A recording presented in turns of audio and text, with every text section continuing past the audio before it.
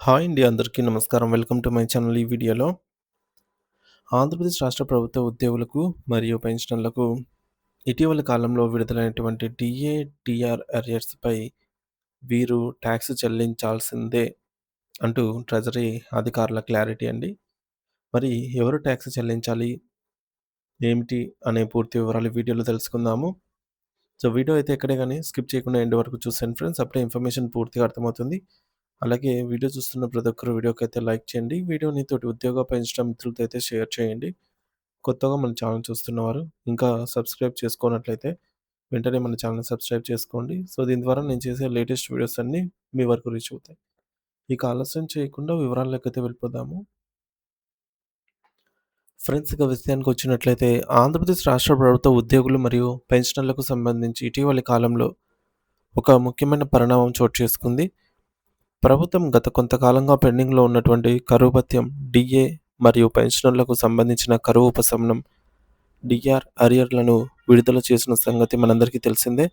అయితే ఈ విధంగా తమ ఖాతాల్లోకి జమ అయిన అదనపు సొమ్ము లేదా అరియర్‌లపై ఆదాయపు పన్ను, ఇన్‌కమ్ టాక్స్ చెల్లించాలా లేదా అనే విషయంలో ఉద్యోగ, ఉపాధ్యాయ వర్గాల్లో మరియు విశ్రాంత ఉద్యోగుల్లో పెద్ద ఎత్తున చర్చ జరుగుతోంది. మరి దీనిపై ట్రెజరీ అధికారులు మరియు ఆర్థిక నిపుణులు ఒక స్పష్టమైన మరియు అత్యంత కీలకమైన వివరణను అందించారు. ఆదాయపు పన్ను నిబంధనల ప్రకారం ప్రభుత్వం నుండి లభించే ఏ రకమైన అదనపు ఆర్థిక ప్రయోజనమైనా అది అరియర్ల రూపంలో వచ్చినా సరే అది సదరు వ్యక్తి యొక్క ఆదాయంగానే పరిగణించబడుతుంది. కాబట్టి ట్రెజరీ అధికారుల స్పష్టీకరణ ప్రకారం ఈ అరియర్లపై ఖచ్చితంగా పన్ను చెల్లించాల్సి ఉంటుందని గమనించాలి. మరి ఆదాయపు పన్ను లెక్కింపులో ట్రెజరీ రూల్స్ మరియు ఆహ్, రిసిప్ట్ బేసెస్ అనేవి చాలా ముఖ్యం. దీని అర్థం ఏమిటంటే, ఒక ఆర్థిక సంవత్సరంలో ఏ ఏ బిల్లులైతే ట్రెజరీ ద్వారా ఆమోదం పొంది, పాస్ అయ్యి, నగదు రూపంలో ఉద్యోగికి అందుతాయో, ఆ మొత్తాన్ని కూడా ఆ నిర్దిష్ట ఆర్థిక సంవత్సరపు ఆదాయంగానే చూపించాల్సి ఉంటుంది. మరి ఈ సంవత్సరం డీఏ బకాయిల విషయానికి వస్తే, పరిస్థితి అందరికీ ఒకేలాగా లేదు. కొందరికి ఈ బకాయిలు పూర్తిగా జమ అయ్యాయి. మరికొందరికి పార్షియల్‌గా జమ అయ్యాయి. ఇంకొందరికైతే అస్సలు ఇప్పటి వరకు ఒక్క రూపాయి కూడా ఈ అరియర్ల తాలూకా అమౌంట్ అనేది జమ కాలేదు. సో, మరి ఇక్కడే ఉద్యోగులు ఒక కీలక విషయాన్ని గుర్తుంచుకోవాలి. ప్రస్తుత ఆర్థిక సంవత్సరం ముగిసేలోపు మీ డీఏ అరియర్స్ బిల్లులు గనక ట్రెజరీలో ప్రక్రియ పూర్తి చేసుకొని, అంటే ప్రాసెస్ కంప్లీట్ అయ్యి మీ ఖాతాలో జమ కాకపోతే ఆ మొత్తాన్ని మీరు ఈ ఏడాది ఫైల్ చేసే ఐటీ రిటర్న్స్‌లో చూపించాల్సిన అవసరం లేదు. అంటే ఏ సంవత్సరంలో డబ్బు చేతికొస్తుందో ఆ ఏడాది పన్ను లెక్కల్లోకి తీసుకోవాలి. ఒకవేళ మీకు రావాల్సిన డీఏ బకాయిలు ఇంకా ట్రెజరీలోనే పెండింగ్‌లో ఉండి ఈ మార్చి నెలాఖరులోపు జమ కాకపోతే గనక మీరు ఎటువంటి రుజువులను లేదా అరియర్ల లెక్కలను డీడీఓకి సమర్పించవలసిన పని లేదు. మరి దీనివల్ల ఉద్యోగులకు ఒక రకమైన ఊరట లభిస్తుంది. కేవలం నగదు రూపంలో పొందినటువంటి ఆదాయంపైనే పన్ను బాధ్యత అనేది ఉంటుంది కాబట్టి చేతికి అందని సొమ్ముపై ఇప్పుడు పన్ను కట్టక్కర్లేదు. కానీ ఎవరికైతే ఇప్పటికే అరియర్లు జమ అయ్యాయో వారు మాత్రం తప్పనిసరిగా తమ వార్షిక ఆదాయంలో ఈ అదనపు మొత్తాన్ని కలిపి చూపించాలి. ఎందుకంటే ఐటీ చట్టం ప్రకారం జీతంతో పాటు వచ్చే ఏ రకమైన ఆర్థిక లాభమైనా పన్ను పరిధిలోకి వస్తుంది. దీనిని నిర్లక్ష్యం చేస్తే భవిష్యత్తులో ఆదాయపు పన్ను శాఖ నుండి నోటీసులు వచ్చే అవకాశం అయితే ఉంటుంది అని అధికారులు హెచ్చరిస్తున్నారు. మరీ ముఖ్యంగా సిపిఎస్ ఉద్యోగులు మరియు పెన్షనర్ల విషయంలో పరిస్థితి కొంచెం భిన్నంగా ఉంది.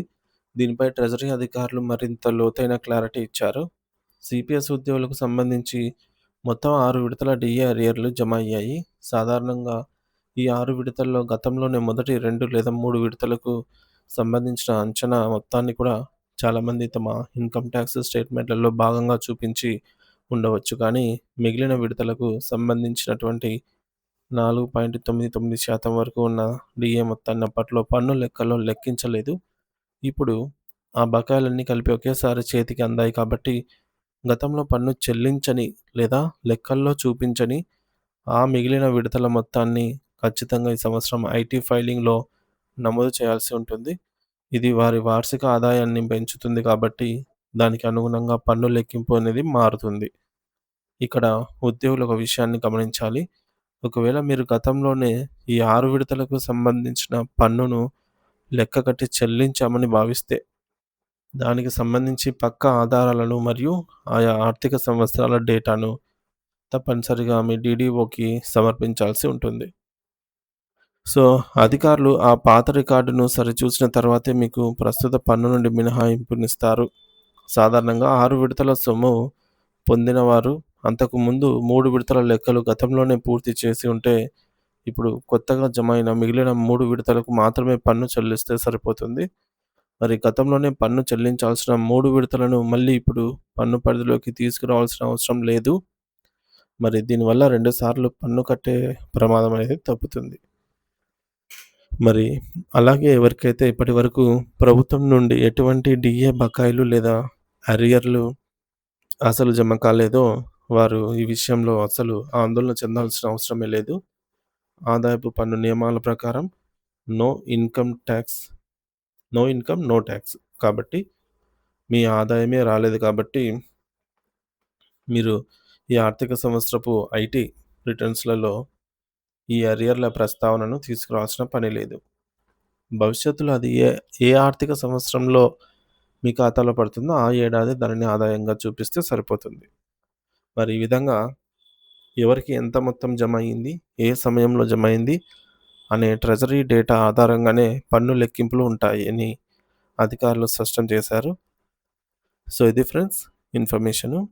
ట్రెజరీ అధికారులు ఇచ్చినటువంటి ఇన్ఫర్మేషన్ ప్రకారంగా అయితే ఇలా ఉంది. సో, ఈ సమాచారాన్ని దృష్టిలో ఉంచుకొని ఉద్యోగులు మరియు పెన్షనర్లు తమ ఐటీ రిటర్న్స్ ఫైల్ చేసేటప్పుడు ఎటువంటి పొరపాట్లు గానీ లేకుండా జాగ్రత్త వహించాలనైతే ట్రెజరీ శాఖ సూచించటమైనది. సో, వీడియో నచ్చినట్లయితే లైక్ చేయండి, షేర్ చేయండి. ఇలాంటి ఇన్ఫర్మేషన్ కోసం మన ఛానల్ అయితే సబ్స్క్రైబ్ చేసుకోండి friends. Thank you for watching this video.